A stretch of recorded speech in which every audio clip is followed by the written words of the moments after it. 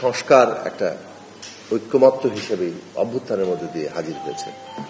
কাজেই সংস্কারের লক্ষ্যে আপনারা বিভিন্ন টাস্ক ফোর্স কমিশন গঠন করেন, যাতে করে প্রস্তাবগুলো অনেক সুশৃঙ্খলভাবে আমাদের স্টেক হোল্ডারদের সামনে আসে, অংশীজনরা সেগুলোতে মতামত দিতে পারেন এবং একটা ন্যূনতম ঐক্যমত্য তৈরি করা যায়।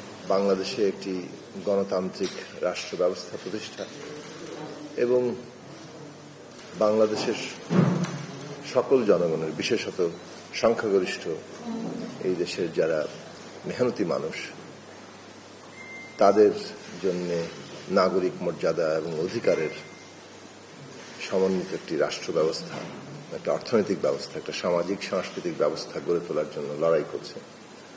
এবং সেই লড়াই বাংলাদেশের প্রতিষ্ঠা যে লড়াইয়ের মধ্যে দিয়েছে 1971 সালের মুক্তি সংগ্রাম, স্বাধীনতা যুদ্ধ, সেই যুদ্ধের মধ্যে যে ঘোষিত অঙ্গীকার সাম্য, মানবিক মর্যাদা, সামাজিক ন্যায় বিচার প্রতিষ্ঠা প্রতিটি নাগরিকের জন্য, তাকে আমরা অবলম্বন করার চেষ্টা করেছি। কারণ আমরা দেখেছি যে 72 সাল থেকেই এই দেশে ওই যে যুদ্ধের মধ্যে দিয়ে যে প্রতিশ্রুতি তৈরি হয়েছিল, যে প্রতিশ্রুতি একটা জাতীয় ঐক্য তৈরি করেছিল, সেই প্রতিশ্রুতি অনুযায়ী দেশ পরিগঠিত হয়নি, পরিচালিত হয়নি। দেশের পরিগঠনে সংবিধান অত্যন্ত গুরুত্বপূর্ণ। রাষ্ট্র যখন পরিগঠিত হয়, সেই সংবিধানেই আমরা লক্ষ্য করেছি যে 1971 সালের মধ্যে দিয়ে যে প্রথম সংবিধান কিংবা আমরা যে একটা আমাদের ঐক্যের ভিত্তি তৈরি হলো, তাকেই একভাবে অস্বীকার করা হয়েছিল। সেটা এমনকি সংবিধানেও স্থান পায়নি। তো সেই প্রক্রিয়ায় আমরা মনে করেছি যে জনগণ একটা রিপাবলিকের কেন্দ্রবিন্দু, জনগণের হাতেই একটা রিপাবলিকের ক্ষমতা ন্যস্ত থাকে। সেই দিক থেকে জনগণকে নিয়ে যদি রাষ্ট্র পরিগঠিত না হয়, জনগণকে অংশগ্রহণ করানো কেবল নয়, জনগণকেই আসলে প্রাধান্যের জায়গায় রাখা, সেটা যখন দৃষ্টিভঙ্গি কর্মতৎপরতার মধ্যে না থাকে, তখন ধীরে ধীরে একটা এমন এক ধরনের ক্ষমতা সম্পর্ক তৈরি হয় যেখানে যারা শাসকের জায়গায়, মানে যারা রাষ্ট্র পরিচালনার জায়গায় আসে, তারা ধীরে ধীরে শাসক হতে থাকে, তারা এক ধরনের অধিপতির রূপ নেয় এবং এইটাই থেকেই কর্তৃত্ববাদ, ফ্যাসিবাদ, স্বৈরতন্ত্রের জন্ম নিতে থাকে। তো 72 সাল থেকে এই রাষ্ট্র পরিগঠনে ওই জায়গা আমরা লক্ষ্য করেছি এবং তার সাথে সঙ্গতিপূর্ণভাবে যদি অর্থ সামাজিক ব্যবস্থার দিকে আমরা তাকাই, সাংস্কৃতিক দিক থেকে তাকাই, দেশ একদল লুটেরার হাতে বন্দী হয়ে পড়েছিল এবং সেই লুটপাটের শাসনকে জায়েজ করার জন্য দেশের জনগণের মধ্যে নানান ধরনের বিভাজন তৈরির একটা, যাকে বলে সচেতন প্রয়াস আমরা দেখেছি। যেখানে জনগণের ঐক্য তৈরি করাই রাষ্ট্রের গুরুত্বপূর্ণ কাজ। ওই জনগণের মধ্যে নানান পার্থক্য থাকে, দ্বন্দ্ব থাকে, সেইগুলোকে মীমাংসা করা, এটা হচ্ছে রাষ্ট্রের কাজ। কিন্তু রাষ্ট্র সেখানে উল্টো জনগণের মধ্যে বিভেদ সৃষ্টি করা, তাকে বিভাজিত করেই নানাভাবে তার শাসনকে জারি রাখতে চেয়েছে। এবং এটা নির্বিশেষে বলা চলে যে এই যারাই ক্ষমতা একটু দীর্ঘস্থায়ী করতে চেয়েছে জনসম্মতি ছাড়া, তারা প্রত্যেকেই রাষ্ট্রকে ব্যবহার করেছে, রাষ্ট্রের ক্ষমতা কাঠামোটাকে ব্যবহার করেছে।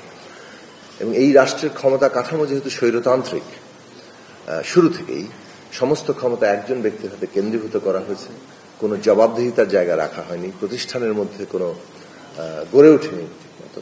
ফলাফল হিসেবে আমরা দেখেছি যে যারাই ক্ষমতা দীর্ঘস্থায়ী করতে চেয়েছে, তারাই এই রাষ্ট্রটাকে, যাকে বলে যে যত রকম ভাবে ব্যবহার করা সম্ভব সেটা করতে পেরেছে। রাষ্ট্রযন্ত্রকে শেষ পর্যন্ত প্রায় পকেটে ঢুকিয়ে ফেলে শেখ হাসিনার নেতৃত্বে আমরা দেখেছি যে একটা ফ্যাসিবাদী রাষ্ট্রে বাংলাদেশকে পরিণত করা হয়েছে এবং তার পরিণতি যে কতটা সর্বদিক থেকে ভয়াবহ হয়েছে।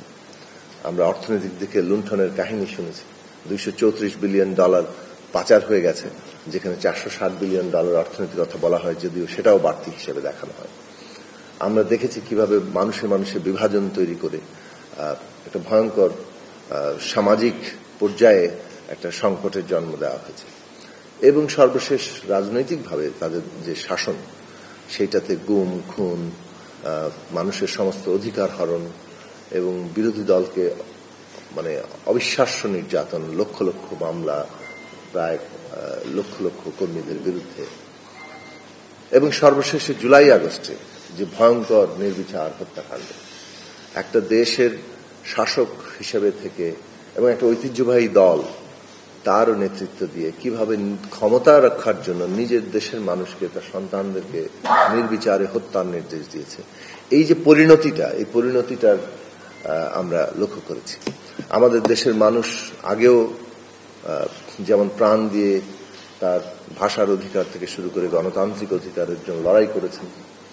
71 সালে লক্ষ লক্ষ মানুষের আত্মত্যাগের উপরে রাষ্ট্রপতন হয়েছে, তেমনি আমরা জুলাই 90 আমরা দেখেছি, এবং জুলাই আগস্টে এসে আমরা দেখলাম যে মানুষ কতটা যখন তার সমষ্টিগত স্বার্থ, একটা জাতীয় স্বার্থ, জাতীয় মর্যাদা ক্ষুণ্ণ হয়, তখন ব্যক্তির প্রাণ, জীবন তুচ্ছ হয়ে ওঠে, এবং সেইটাকে যাকে বলে জীবন দিয়েই মানুষ তার সম্মান এবং মর্যাদা রক্ষা করে। এই ঐতিহাসিক সত্যকে বাংলাদেশের মানুষ আবার প্রতিষ্ঠা করেছে, এবং তাদের প্রতি আমাদের শ্রদ্ধা জানানোর আসলে ভাষা খুঁজে পাওয়া মুশকিল। এখনো পর্যন্ত 30,000 মানুষ আহত হয়ে আছে, 2,000-এর কাছাকাছি মানুষ যাদের চোখ পুরোপুরি অন্ধ হয়ে গেছে অথবা ব্যাপকভাবে ক্ষতিগ্রস্ত হয়েছে। এই সমস্ত কিছু আত্মত্যাগের মধ্য দিয়ে যে অর্জন অভ্যুত্থান, সেই সরকারের কাছে শুরুতেই 13ই আগস্ট যখন প্রথম অন্তর্বর্তী সরকার আমাদের সাথে বৈঠক করেছেন, আমরা তখনই বলেছিলাম যে তাদের প্রথম কাজ হচ্ছে শহীদদের মর্যাদায় অধিষ্ঠিত করা, আহতদের চিকিৎসা করা। দ্বিতীয় গুরুত্বপূর্ণ কাজ হচ্ছে এই ন্যায় বিচার সূত্রপাত করা যারা আমাদের হত্যা করেছে। তৃতীয় গুরুত্বপূর্ণ কাজ হচ্ছে যে প্রতিষ্ঠানগুলো ভেঙে পড়েছে সেগুলো দ্রুত পুনর্গঠনে যাওয়া। চতুর্থ হচ্ছে জানমালের নিরাপত্তা দেওয়া, এবং পঞ্চম হচ্ছে অর্থনৈতিক পুনর্গঠন।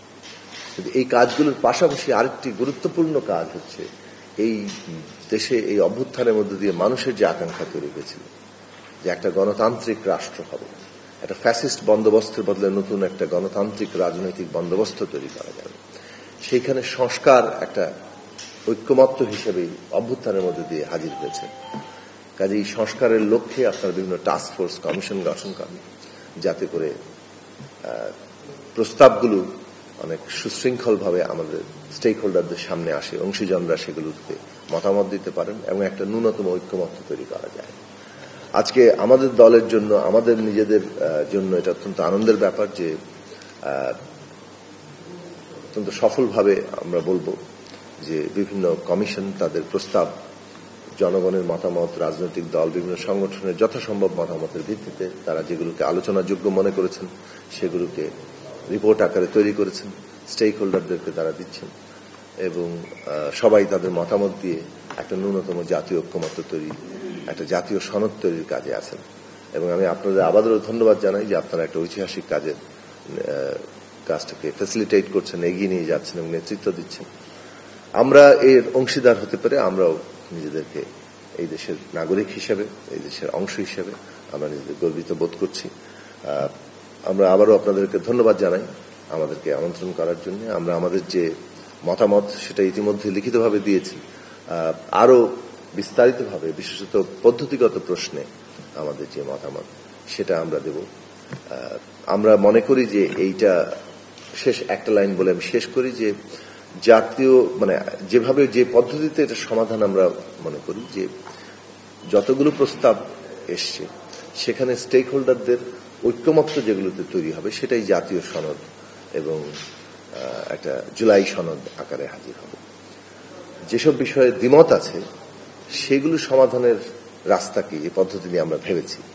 আমরা মনে করি যে দ্বিমত নিয়ে আমাদের জনগণের কাছে যেতে হবে, এবং সেইটা একটা নির্বাচনের প্রক্রিয়ার মধ্য দিয়ে জনগণ যে মতামতের উপর ভরসা রাখবেন, তাদেরকে বিজয়ী করবেন, তারাই আসলে সেইভাবে রাষ্ট্র পরিচালনা করবে। কিন্তু যতটুকুতে আমরা ঐক্যমত্য হচ্ছি সেই ঐক্যমত্যের ভিত্তিতে যাতে রাষ্ট্রের এই গণতান্ত্রিক রূপান্তর এবং নতুন বন্দোবস্তে যাওয়া সম্ভব হয়, সেইটার ক্ষেত্রে আমরা যাতে সফল হই। ঐক্যমত্য কমিশন সেই ঐক্য তৈরি করার জন্য প্রয়োজনীয় আলাপ আলোচনা বিভিন্ন স্টেক হোল্ডারদের সাথে যতটা বেশিবার দরকার হয় করবেন, সেই আশা রেখে আমি আমার কথা শেষ করছি। সবাইকে ধন্যবাদ।